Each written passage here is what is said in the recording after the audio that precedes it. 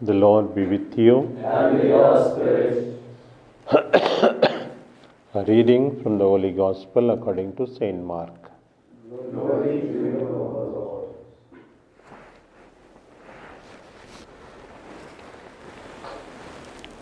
King Herod heard of Jesus, for his, for his name had become known. Some said, John the Baptizer has been raised from the dead. That is why these powers are at work in him. But others said, it is Elijah. And others said, it is a prophet like one of the prophets of old. But when Herod heard of it, he said, John, whom I beheaded, has been raised.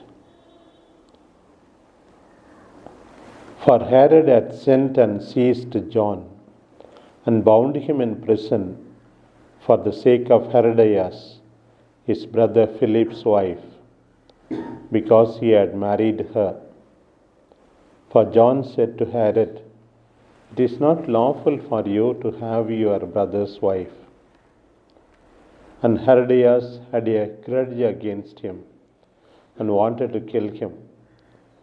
But she could not, for Herod feared John, knowing that he was a righteous and holy man, and kept him safe.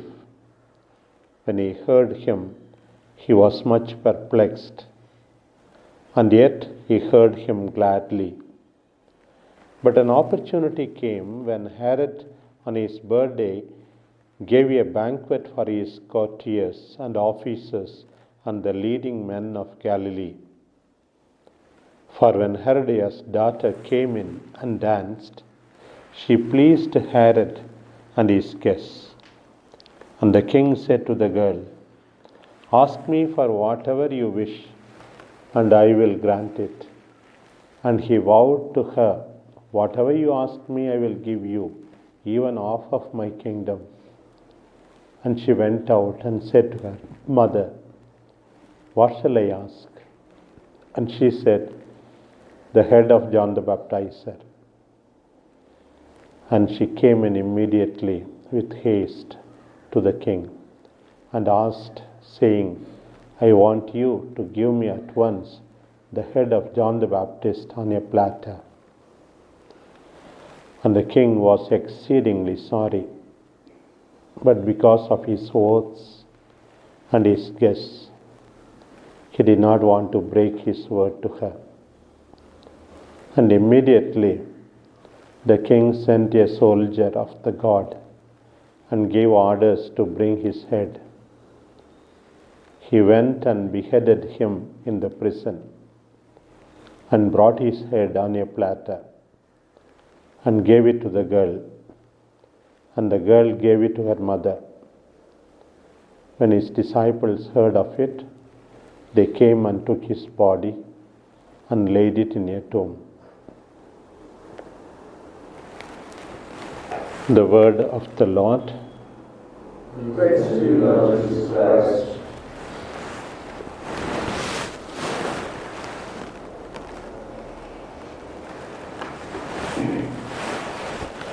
Dear brothers, a number of characters in today's readings.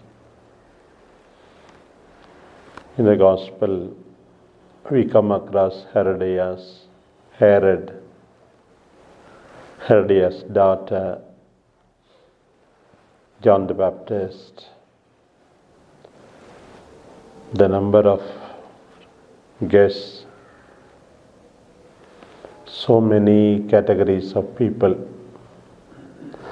With whom do we identify ourselves?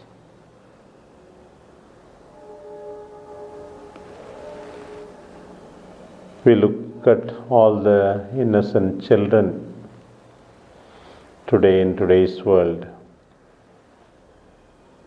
who do sometimes what their elders say without discerning whether it is right or wrong.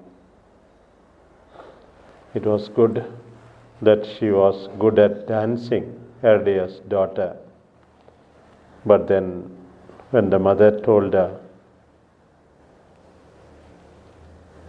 ask for John the Baptist's head, she could have refused. We should never violate the law of God. Thou shalt not kill is God's command for elders, for youngsters, for everyone. There are certain principles that cannot be sacrificed. Inviolable principles are there. How do we behave? How do we manipulate people who are younger to us? There is one question that we need to answer first and foremost. And then Herod, he was drunk. He promised the person who danced whatever she can ask. You have to think before you promise anything. And then he was shocked that the head of John the Baptist was asked. He knew the person who said is asked for is holy and righteous man. He wanted his false pride to be preserved, so-called reputation of keeping one's promise. He made in front of the guests. He also could have gone back on the promise, because what is important is the life of a holy man, not his false pride. And then he succumbs to it, orders John the Baptist to be beheaded. Terrible. Sometimes we may be also living for the sake of false pride and all. What people will think, what another person may say, all those things can be there in our own life. First of all, what led to such a compromise? The main thing is you are doing something unlawful against God, having your brother's wife. When you do something against God, you have to make a lot of compromises. You do one wrong, and in the process, in order to hide it or escape from it, do a series of wrongs. That's what we learn from this character of Herod. And worse still, Herodias, your mistakes are pointed out. You don't want to acknowledge it and ask for pardon and change for the better. You are looking for an opportunity with a grudge to take vengeance. Terrible. Some of us may be like that. When we are corrected or when we are scolded because of the wrongs we did. I understand when you don't do any wrong. Because of the mistakes, we are simply sad, angry, keep ourselves aloof, and do not do what is pleasing to God. On the other hand, we are angry with the person who said what we are doing is not right. Example, in today's world, so many people, even maybe in the seminary also, in the world, in the families, so many Herodias are there. And then those guests, what is the greatness in being a guest of the king if you can't speak for the truth? King, you promised. Not even one of the guests said, No, we have come here to have a fine dinner to celebrate your birthday. The birthday should not become a death day. At least some of the guests should have spoken for John the Baptist. Birthday and death day coincide. No, you should not put to death that innocent man, that prophet, that holy man, that righteous man. Nobody said. They all erred because of their silence. Silence. Look at John the Baptist. Number of qualities during the Christmas season and the days following were explained to us from this great man.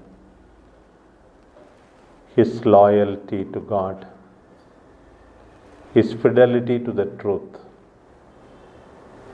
He died because he said, "It is not lawful for you to have your brother's wife."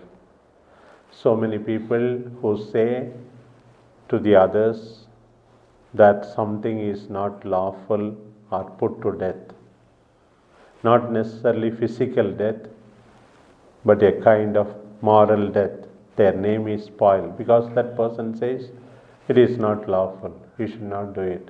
People who say, very good, very good, they are appreciated, they seem to be apparently liked. People who say this is not correct, you should change, such people are put to death continuously, at least because they are the victim of the sharp and wild tongue of those who are corrected or who are accused or who are taken to task. The man did not go back on it. He was in the prison. He was languishing in prison, waiting and waiting, asking Messiah to do something urgently. Messiah also keeps silent, not according to his calendar, not according to his image. But then he was paid the greatest tribute by the Lord, one who was killed, murdered in this way. There is no one who is greater than John the Baptist of all people born of women. Fidelity to the Master, placing Jesus at the center, dying for the truth, calling a spade, come what may. Great John the Baptist. In today's first reading, after all these days of listening about David, we go to the book of Sirach, which gives a summary of his life. Some part written in praise of his life. Of course, we know David's adultery, David's murder, but still one sentence is said, the Lord forgave his sin because he prayed for mercy. And then other good things are said also in today's first reading, that how he played with lions as with young goats, with bears as with lambs of the flock, how he killed the giant Goliath, how he took away reproach from the people, how he lifted his hand with a stone in the sling and struck down the boasting Goliath. And then we are told, he appealed to the Lord the Most High, and God gave him strength in his right hand to slay a man mighty in war, to exalt the power of his people. So everything is possible with the strength of God. He himself said, when he approached Goliath, I come in the strength of the Lord my God. You are boasting about your own strength. That's what he said. And then how the women of Jerusalem praised him and how he became victim of jealousy. and the number of battles he was engaged in. He wiped out his enemies on every side and annihilated his adversaries, the Philistines. He crushed their power even to this day. And then especially his prayer life is mentioned. Thanks to him, we have most of the Psalms. In all that he did, he gave thanks to the Holy One, the Most High, with ascriptions of glory. He sang praise with all his heart. Sometimes we go through our morning prayer, evening prayer, half-heartedly, just we have to finish. The original was sung with all the heart of David. And he loved his Maker. He placed singers before the altar to make sweet melody with their voices.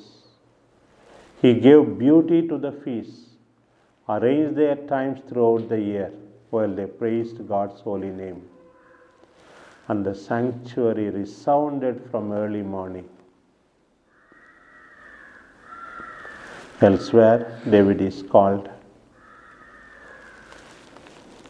a man after my heart by God. The Lord took away his sins. In one sentence, all his sins being forgiven is mentioned. God gave him covenant of kings and throne of glory in Israel. So after days of listening to David's life, today's reading from the book of Sirach gives us the summary of how the people of Israel viewed him as a man with the power of God is given to us. Look at John the Baptist, look at David. Learn from their life of commitment, loyalty to the Lord.